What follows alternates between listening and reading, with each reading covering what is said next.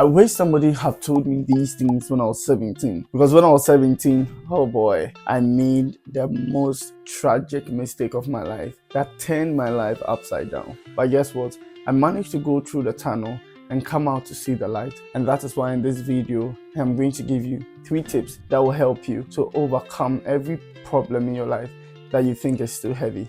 Just stick with me to the end of the video. Tip number 1, trust in God.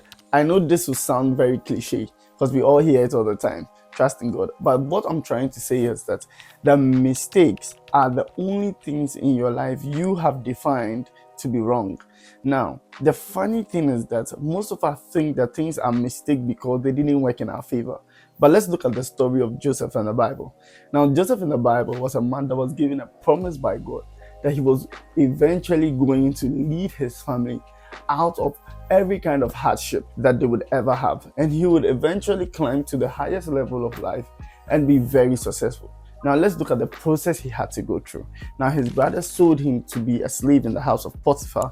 Potiphar's wife tried to lure him to sleep with her and he disagrees. He goes to jail and then eventually he comes out of jail and then interprets the dream of Pharaoh and then comes to be Pharaoh's right-hand man. Who would have thought that this process would have led Joseph to become the Joseph that we all speak about today and even name our children Joseph? Now the beautiful thing is that if Joseph at every point of his life was seeing everything as a mistake, he would have found a way to solve his own problem, which would have led him outside the will of God. Now what I want to say is that when I was 17, when I made those mistakes, and yeah, I'm obviously not going to tell you about it, was done for it, I learned to trust in God, because the beautiful thing is that God sees the end from the beginning. He sees the past, the future, and the present. He knows exactly what he's doing, and then if you have to go through the process, you would go through the process.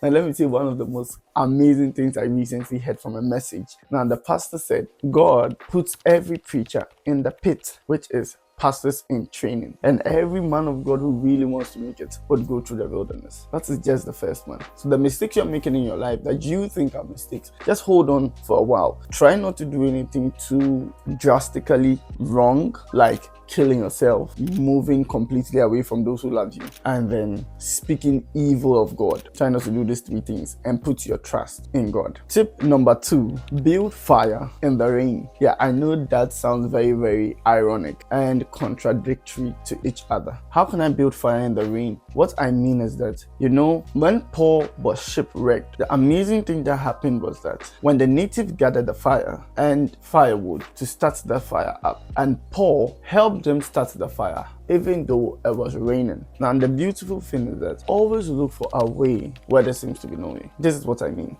Build fire in your rain. Don't give up on who you want to be because of some of the setbacks in your life. No, some of these things are actually stepping stones. And what I want you to do is that when life hits you back down with 1 punch, stand up and prepare for 2 more punches, and stand up again and prepare for 3 more punches, and never give up on the fight, never throw in the towel. Keep moving, because the beautiful thing is that who you are going to be is only at the end of the tunnel, and that's what you and I don't know. So you cannot stop the journey midway, or else you're not going to go anywhere. So don't give up on who you want to be, regardless of how life is making you feel. That was one of the things I wish somebody would have told me when I was 17. It would have changed some of the things I did when I was 18, 19, and you can guess my age now. Tip number 3 is the final one, which is very, very personal to me, and it's solve the problem. Don't think about the problem. Now, this has become one of the principles of my life.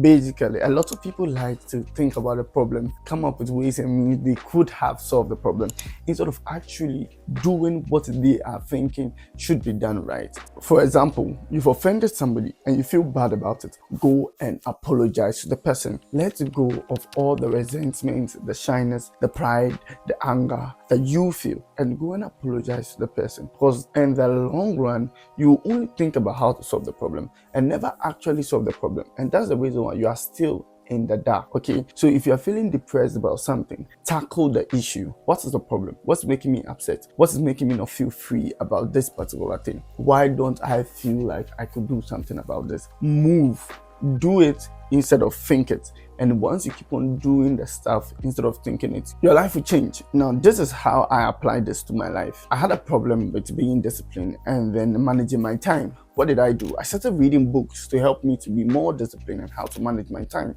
The problem was not that I didn't know what discipline was. The problem was I didn't know how to execute the level of discipline I needed. The more I kept reading books and changing the way I think, then discipline became an easy thing for me, because I realized that I didn't necessarily have to be disciplined for the things to be done. I had to be disciplined so that I can do the things, and that changed my life. Now, if you watch this video and you're very excited about it, then you would want to watch the video that is just popping right on the screen. So watch those videos, and then I'll see you in my next video. My name is Oppong-Mensah, and it's bye for now.